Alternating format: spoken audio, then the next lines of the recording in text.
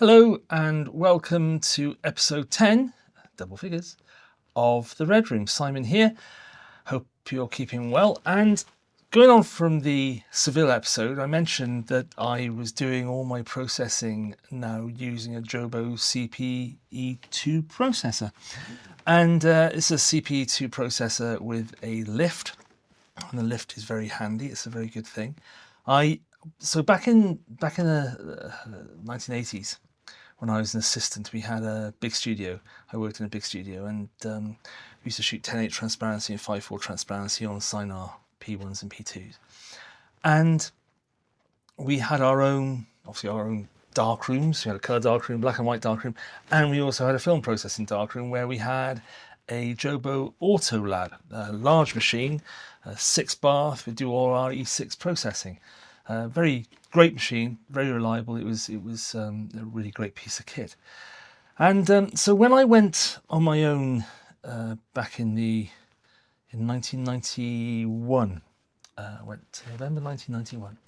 One of the first pieces of kit I obviously bought, along with cameras and lighting and tripods, I bought a Jobo CPE2. And because I was familiar with it, I was familiar with the system, and it all worked very, very well, so that's what I used. And but I bought it without the lift, because I thought, I don't need to spend the money on a lift, I'll just do it manually, and that worked fine. It was never a problem, just like the pats and drums that we used to. Pour it away and pour everything back in them. I just carried on like that. It was the same with the Jobo. You just had a lid on it, and that's what you did. Anyway, since I rebuilt the darkroom in my studio about 2.5 years ago now, I picked up a CPE2. I also picked it up with a lift, and as I said, I thought the lift was a bit of a folly. It isn't. It's a really nice addition.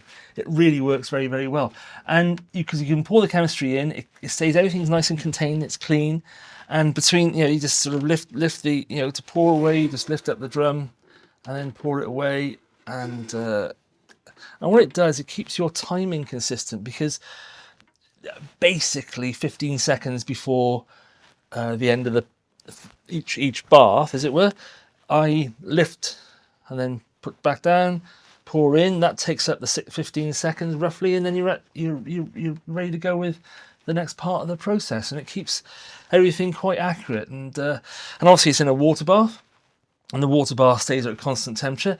Obviously in the summer, it's not for black and white, and it generally stays around sort of 20-21 degrees in here in the darkroom. Obviously in the winter it goes much colder, so it's great to have the water bath for that. But when you're processing C41, and I will be doing E6 soon, you need it at 38 degrees. So this works perfectly well, and the even though you have a thermometer with it, and then when I'm heating up the water bath, I'll put a digital thermometer in the color dev to check temperature. The actual thermometer, the thermostat inside the machine, is actually quite accurate. It's actually quite good. So yeah, so it's a great machine. You can pick them up off eBay for about sort of £250-300, which I think is quite a worthwhile investment, and that usually comes with a drum. I've obviously bought this drum with the extender on it. I've got 5 rolls of film in here at the moment, and for the lift it comes with a cog end. So you have a cog here, which then locks into there, and you then it rotates. But you can put 5 rolls of 35mm in here, and 3 120s. And also another lovely little addition, which I just didn't think was available for this size drum. I thought you had to go to the 2553 drums, the bigger drums, which is what I used to use in the 80s, to process 5:4 sheet film. However, I came across this great little thing, and it's a little spiral. Takes 6 sheets of 5:4 film, fits in to the top half of the drum, so you don't have to use the whole drum. Very economical on chemistry. Rotational process also. The beauty of rotational process, obviously, is you're using effectively half the chemistry.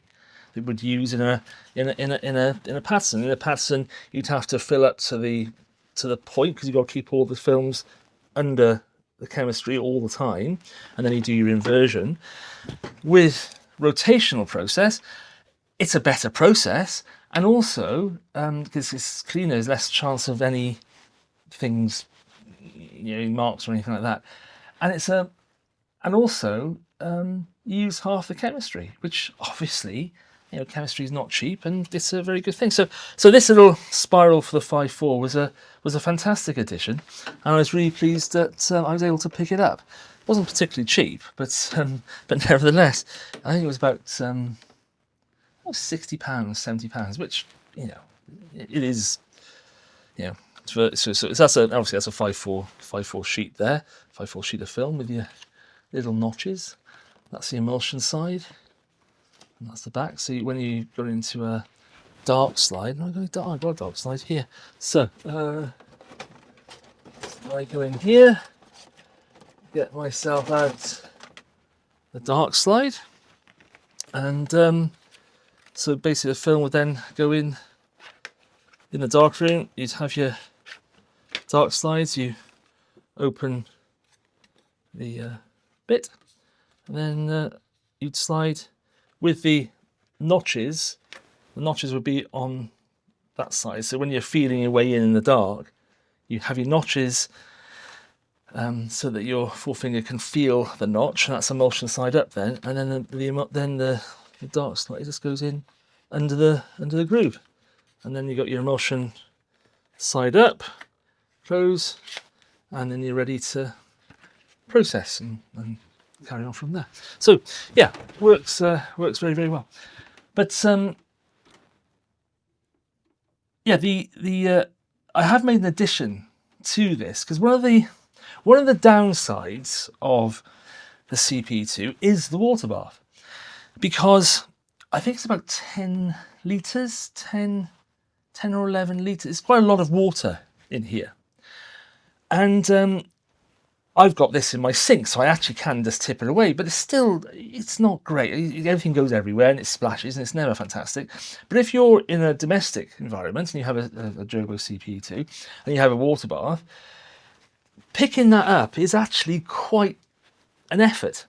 And then keep picking it up, because it's quite tight to the edge, so it splashes, so you can walk in towards the bath and you sort of boom, and everything goes everywhere. It's awful, because obviously the water goes off in a few days. It's like the water becomes stagnant, it's not very pleasant, and you get dust falls on it, and it's not very nice. So I thought to myself, well, how can I mitigate for that? And then I was in B&Q, and I came across, and I'll cut to this now so you can see it. It's basically a water butt tap, and so I got a cone drill and drilled a hole. It's not right at the bottom, because he just needs to sit down, but it's a couple of centimeters up from the base. So I can just turn the tap, and the water just drains away nicely, and then there's a bit of water in the bottom. At that point, it's really, really light. You're not going to splash it everywhere, and then just drain it away.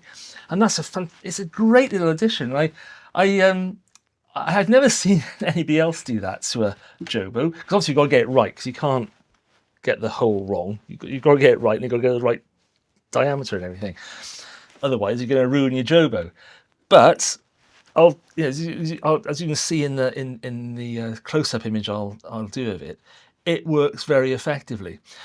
And obviously, if you're in a domestic scene as well, so say you've got this in a spare room or something, and you can actually put a hose then on the water butt, and then just drain the water away into a bucket. Far more easy, and this stays in place then. It's a far better way of dealing with things.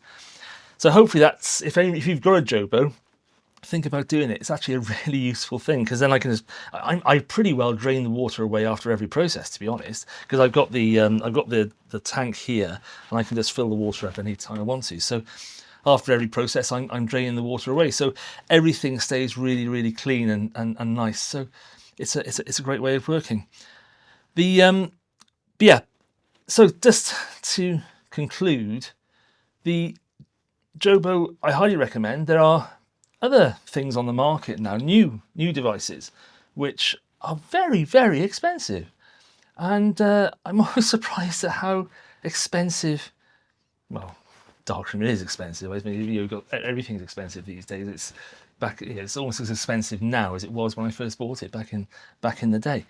But yeah, I think the Jobo is a very good purchase, and if you want any more advice on it, I'm happy to answer any questions and go through the process with you. But yeah, I just thought I'd introduce you to my Jobo CPE2 and show you, what it does and how I've modified it, and yeah. So hopefully that's helpful to somebody, which is what YouTube's all about. Is something is some helpful to somebody. Somebody wants to know some obscure information from somebody as boring as me, as my wife would testify. Anyway, thanks for your time. I hope you find it helpful, and lovely to see you all again. And yeah, I look forward to answering any questions if you have them. Have a good week. Take care. Bye.